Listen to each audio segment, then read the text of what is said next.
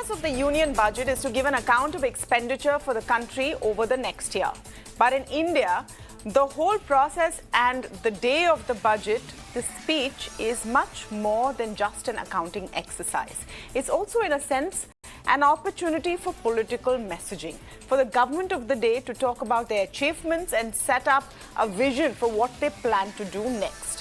One way or the other, mitigating the bite of inflation will be crucial this time round. Inflation is right now a worldwide problem, but in India it pinches even more. When the prices of cooking oil or pulses or milk go up, it results in families going without a meal in large parts of our country. For the consuming middle class, it means cutting out on a visit to the restaurant or the movie or the mall or buying less clothes, everything which impacts the economy. Now, how to ensure inflation won't dampen consumer sentiments will be a key challenge. We're talking about this on the show today, but let's begin with giving you a sense of what a big problem inflation has become, especially in the last 1 year. Have you ever calculated how much you end up spending every day as soon as you step out of home? Have you been noticing how your monthly budget is completely wrecked with rising costs? Have you found yourself eating into your savings to merely meet your regular expenses? Well, if your answer is yes to all of the above, then you are suffering from what is now called inflation poverty. Rise in petrol, diesel prices leading to increased transport cost, costlier cooking gas as well as cooking ingredients such as oil, wheat, dairy, fruits and vegetables is leading to even food getting costlier.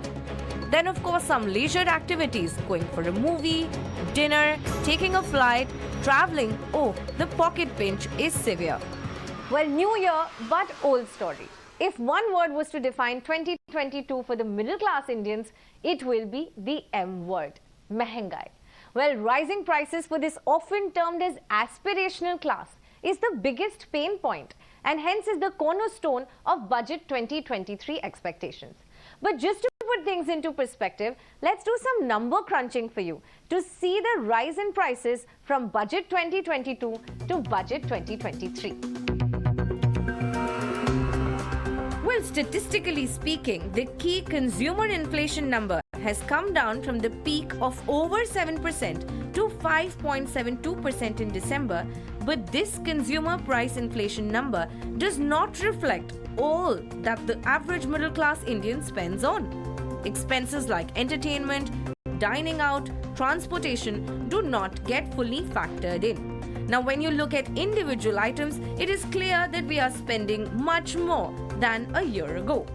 For example, Mother Dairy toned milk cost rupees 49 per litre in March of 2022 but rose to rupees 53 per litre in December 2022. LPG cooking gas, well, a 14.2 kg Indian gas cylinder was for rupees 949.50 paise in the national capital in March of 2022, but increased to rupees 1,003 by the end of the year. In January of 2022, petrol was at rupees 95.45 per litre in Delhi, which currently stands at rupees 96.76. Now airfares. Well, ATF or aviation turbine fuel saw 8 price hikes only in 2022. So much so that overall throughout 2022, ATF prices went up by 55%, thereby impacting airfare. Now, a flight from New Delhi to Mumbai, which was for rupees 5,675 in January 2022, shot up to rupees 9,640 in December of 2022, well, a whopping 70% rise. Not just that, in the international circuit, a Mumbai to New York sector saw a total hike of 152.6%. On to another key part of household budgets, pulses. Well, tur dal saw a 12.87% hike last year in Kolkata, an even higher 16.5% hike in Delhi, 21.3% rise in Mumbai, and a whopping 25.74% increase in Chennai, all just over the last 1 year. Now let's remember, these are only a few metrics to jog your memory and take note of consistent hikes across your everyday products. Now the question is, will Budget 2023 give relief to the Indian middle class? Raksha Behani for Mirror Now. And joining me now is Subhash Garg, former Finance Secretary of India. I'm speaking today with Madan Sabnavis, Chief Economist at the Bank of Baroda. Rajni Sinha, Chief Economist at Care Edge Ratings, is with us. And Yuvika Singhal, India Economist at Quantico Research, also with us. Welcome to all of you, and thank you so much for speaking with us on this budget special on Mirror Now, where we're hoping to focus on the issues that matter to the common men and women of India. Madan, let me begin with your take on the topic we've picked and how crucial it is from the budget point of view, because there is no one tool or one lever specifically that any finance minister can use. But there are a host of steps that can be taken to mitigate or minimize the impact of inflation, isn't it? Let's begin with that. What can she do? So I would tend to think that since GST is largely outside the purview of the budget, since any decision out there is going to be taken outside by the GST Council, we cannot really rely on anything being done on the indirect tax front. But what really can be done is to do something on the personal income tax. I think the slabs have remained unchanged for over a decade. And I think it's necessary to revisit them and make sure they're calibrated along with inflation so that we're able to protect the real income of all salary payers. I think that could be probably the only thing which could be done in the budget, which could be providing some kind of protection from the point of view of consumption. I really don't think this can be very large in terms of helping to propel the economy, but it'll be more a case of correcting something which is amiss as far as consumers are concerned. And since we know very well that consumption is going to peter off in the next financial year, because whatever pent-up demand was there for both consumption of goods and services has probably plateaued and may probably come down, there will definitely be some advantage, both from the point of view of individuals as well as the government, in terms of possible tax collection on the GST on this additional income which could possibly be spent. Of course, there's no guarantee everything that is saved is going to be spent. We've also seen savings taking a hit in the current financial year. There would be some kind of distribution between consumption and savings. The other aspect, and Mr. Subhash Chandra Garg, it'll be very interesting to know the kind of process that goes into budget making and whether inflation is a focus. Forget about minimizing inflation. The concern seriously is that if once again import duties or custom duties are increased on a host of items, it will increase the expense of these items. They might not be in the category of essential like food you eat, but it will definitely increase the cost of those who consume them, isn't it? Is the question of inflation there in the back of the mind when the budget is being formed at all? See, macroeconomic stability is the biggest public good, and that is the government's responsibility. And budget is a big tool to sort of affect and the effect, bring right kind of effects in the inflation dynamics in the context of macroeconomic stability. So I would always believe that the government has enormous role to play in the inflation management of the country. In India especially, the government has presence in not only managing the macroeconomic stability as such as a policy and taking counter-cyclical as well as the ameliorative measures, but also a participant in the inflation dynamics.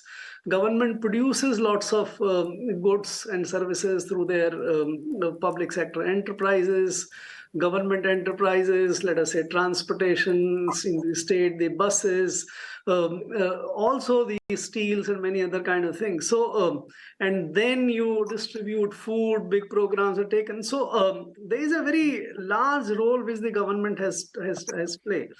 To play. Now, to come to your question about the import related kind of thing and tariffs. So that also is one of the important facet, because if you raise the import duties, there would be an impact on the inflation. It's more pronounced if the import prices on their own are rising even otherwise. For example, when the crude went to 110, 120 or more, the impact on the fuel prices would be much more if you raise the tariffs. Likewise, if you are in a shorter supply situation, for example, wheat or rice for that matter, and you allow the export as well as put more export, lesser export duties on that, the chances of inflation getting worsening is there. So there is a big role there. Now, whether the government will increase duties on some of the items which in the budget, that is not related to my mind to the inflation management. It's more towards the protection of the economy. That's true, sir. But it does fuel into. I'm looking at it from the point of view of our viewers right now, who are dealing with inflation. And when we break down on budget day, before budget day, what all of these announcements actually mean to us. So, for example, if the finance minister last year increases duties on imported umbrellas, the decision is perhaps to encourage the manufacture of umbrellas in India. Yeah, that's correct. So there is no price impact. But for the person who has been buying umbrellas of a certain quality and want a specific kind of easily available umbrella, I'm just taking this as an example because this actually happened last year, the price of that umbrella is going to go up, which is adding to the burden of a pocket. See, theoretically, yes. But then we need to remember that umbrellas constitute very small amount of consumption. It doesn't matter too much if you do it for the food. For example, if you raise the export duties on wheat to discourage the consumption, that's much more likely to effect. Or if you put more duties on the import of oil or these kind of products, then that is a much direct impact on the consumers, unlike the umbrella. So the umbrella was purely for encouraging this misguided policy of encouraging domestic production. No, so I took the example of umbrellas. I'm going to get Rajni Sinha into this conversation. This happens on a host of items, right? Your imported screens, which you use for your mobile phones, LED screens, electronic equipment. A lot of this stuff is imported into India, though PLI has pushed at least the final product manufacturing in terms of numbers. A lot of the components are still imported. You add duties or you increase duties in that, your smartphone that you're going to buy or any electronic equipment you're going to buy does become more expensive. So there is a link on what happens in the budget and how much more you're going to spend, isn't it, Ms. Sinha? Yeah, definitely, Tamanna. There would be some impact of that. But firstly, I would like to highlight that I feel in this budget, the focus of the government would be on how to move towards fiscal consolidation and at the same time ensure inclusive growth. So because it's a challenging task in itself, because we are all aware we are expecting nominal GDP growth to slow down. And in such a situation, even while ensuring growth, how will government be able to reduce the fiscal deficit? That's going to be the focus of the government. As far as inflation is concerned, I think a lot of steps, if you see during the year, government did take in FY23 as required, in terms of cutting import duty on some items, excise duty on some items, export ban or export duty. So as required, a lot of steps were taken during the year.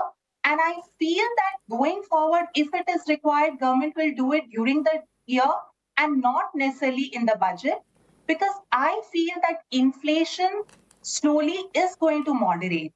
Because, if we are talking about global slowdown, global commodity prices are going to go down, have been moderating. Even though, a lot of the pent-up demand that we saw in the domestic economy, that is also going to slow down a little bit next year. So in that sense, the pressure on inflation will reduce. But having said that, core inflation is very sticky, and it has been found to be always very difficult to reverse core inflation. Hence, to that extent, the government would be conscious of that and see to it that they do not announce anything that is further inflationary for the economy. So I think that's the kind of focus government will have on inflation. Right. You know, the other I part don't of think it, anything the significant. other part of it also is how do you push consumption, very crucial for, a consumer-led economy like ours. Rajni Sinha, the point being made about tax, direct tax incentives, which Madan Sabnavis spoke about it, completely crucial right now. There's a lot of buzz that the new tax regime will be tweaked a bit and maybe some, deductions added to it, maybe the rates sweetened. One doesn't really know what the formula is. But do you think that that's very important right now? So, Tamanna, the interesting thing is that the government did not do it even after the pandemic. So, even after the pandemic year, when we were coming out of the crisis, government did not use such direct means to perk up the economy. Right. The government had, in fact, used the strategy of using a lot of indirect means of pushing up investment in the economy, capex in the economy, and indirectly supporting consumption. So I think given the fiscal limitations that the government will have this year, I think they will stick to that route. But having said that, yes, I completely agree with you that India is a consumption-led economy. And especially now what we are seeing is that we've seen in the last 2 years that the lower strata of the economy has been impacted more by this pandemic and more by the inflation that we have had in the last 1 year. And hence, it would be good if they get some kind of support from this budget. All right. Yuvika Singhal, your take on the inflation issue and how and whether it should feature as a broader question in the budget. What would you expect from this perspective?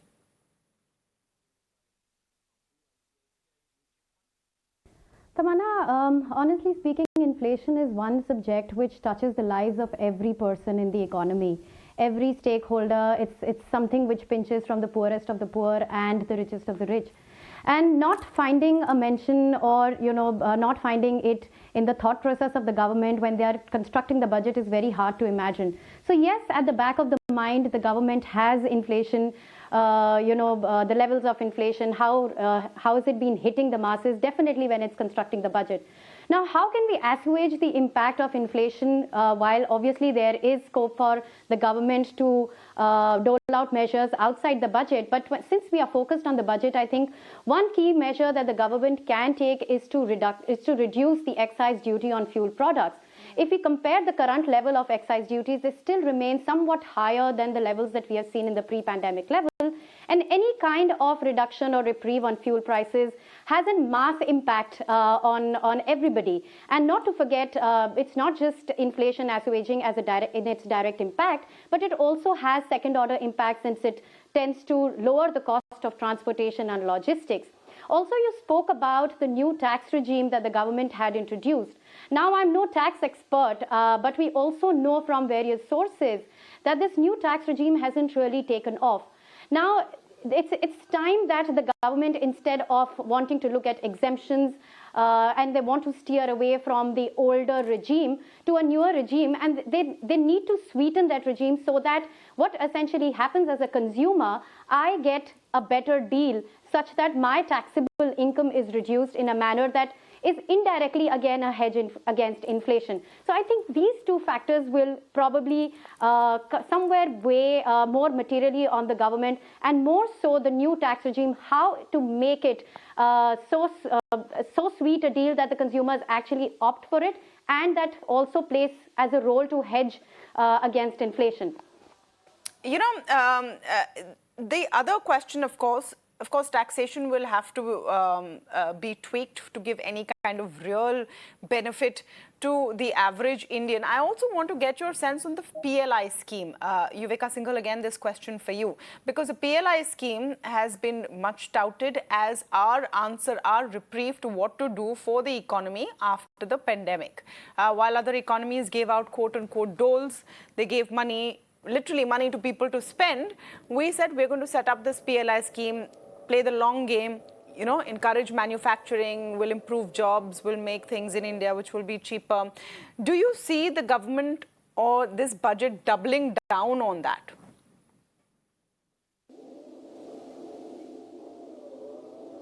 Absolutely, Tamanna. I think from when we talk about the PLI scheme and we put it in the context of inflation, no doubt it's not a sprint, but it's probably a slow run marathon for the Indian economy. But we have tasted success in some of the sectors like mobile phone productions or electronic items, where we do see not just higher production but also higher exports from the country.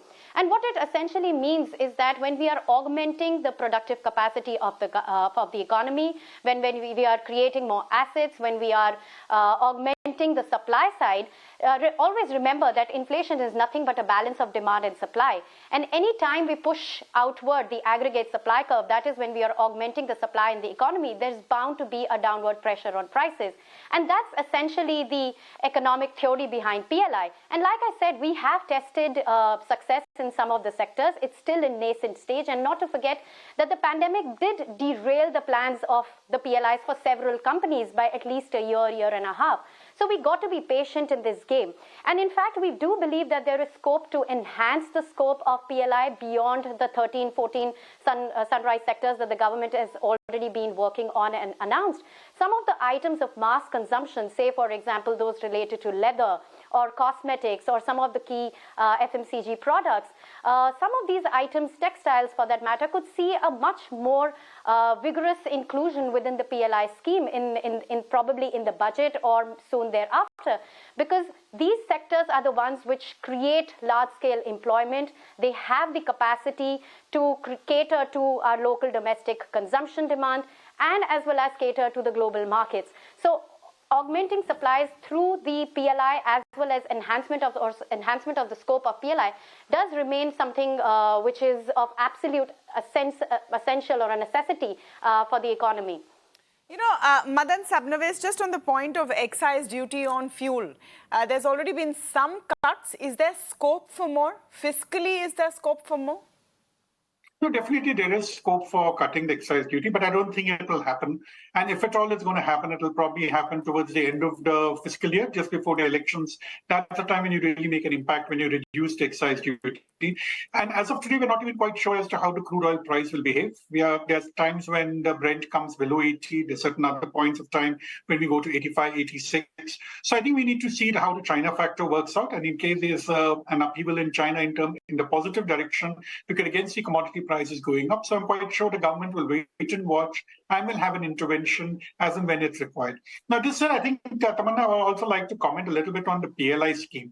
I think while PLI is very good, maybe it should be introduced for SMEs, but I think we're going back to the days of the 70s where we're subsidizing industry, we're protecting industry. So I don't think ideologically it's something which should be persevered with, because we can't have industries growing on the back of money being given by the government. You should be able to stand on your own. We're talking of free markets all the time. We're talking of less government intervention. So today it's an ironic situation where some industries are saying that, look, we want government support. Electronics doing well. Look, our import bill is also increasing. So I don't know how much the PLI has actually contributed. Exports have gone up, but our imports have also gone up. Exactly. S.C. Garg, you know, your comment on excise duty on fuel, the scope for that, because that will make an immediate impact. And yes, they're going into the budget. The government gets to go into the budget with a sub 6% CPI number, which will give some comfort. It looks good, but it does not mean that people aren't feeling the pinch. So do you think that there is less incentive now to make those kind of cuts like excise duty and the long-term impact of PLI? See, I think the excise debate is past its prime time, to my mind. The global prices have come down substantially. The inflation is behaving much more in the light of global recession, etc. I think Chinese demand is a little bit more hyped and more kind of scare than real, to my mind. The Chinese now entering into a space where they are actually declining in terms of population. So I don't think anything happening on the excise front. If you could weather this during the time when there was so much of inflation, both on the wholesale side as well as on the retail side. Now, when this is becoming more of a, in fact, wholesale side, you might see dipping into the negative very soon. So on excise, my understanding and assessment is very clear that nothing is likely to be done on lowering the rate. It's not going to make much difference. PLI, I think what Madan was saying, we should listen very carefully. PLI's basic design is to compensate for extra cost of doing business in the country. There is larger power costs, there is higher interest costs, land, many other things, and we are not competitive globally in producing many of these goods and services in comparison to the global Take electronics for that matter, or textile for that matter. The textile is moving away from China, but it's not coming to India. India is actually declining. Bangladesh have sort of stolen a march. Bangladesh is doing on electronics. Vietnam produced 13 to 15 times more electronics today than we do it. These are very small gains. Very assembling mobile phones, etc., is a very, very low value add kind of thing. We don't have any real technologies on semiconductors or chips or solar or those kind of things. So PLI is a sort of attempt to try to compensate our general level of non-competitiveness.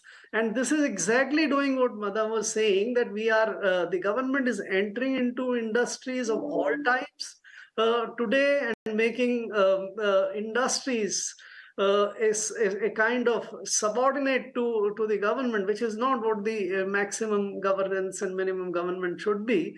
So PLI was good for only 1 or 2 or 3 critical items where we can bring the global production here. For example, mobile, I had a lot of sympathies because there are only 4 or 5 global producers. And if you can get them here, then that might be working. But as a general, if you extend it to everyone, air conditioners, textile, SMEs, etc., it's only going to be a waste, and it's going to expand the state's footprint everywhere in the industry. So I think we should be careful yes, PLI is not necessarily the panacea of all our problems on the manufacturing side. Panacea, it's going to be a problem, millstone around our neck. All right. Thank you. Thank you for that, Subhash Chandra Garg. Thank you, Madan Sabnabis. Thank you to all our guests for joining us today on the show, Rajni Singh and Yuvika Singhal. We do hope that at the back of the mind, there is this understanding that inflation is still a problem. That CPI figure is not necessarily giving you a sense of what the ordinary Indian spends on anymore. And if you club that with the GST burden, it's definitely makes sense to give some kind of relief to the average Indian. Thank you so much to all of you for joining us today.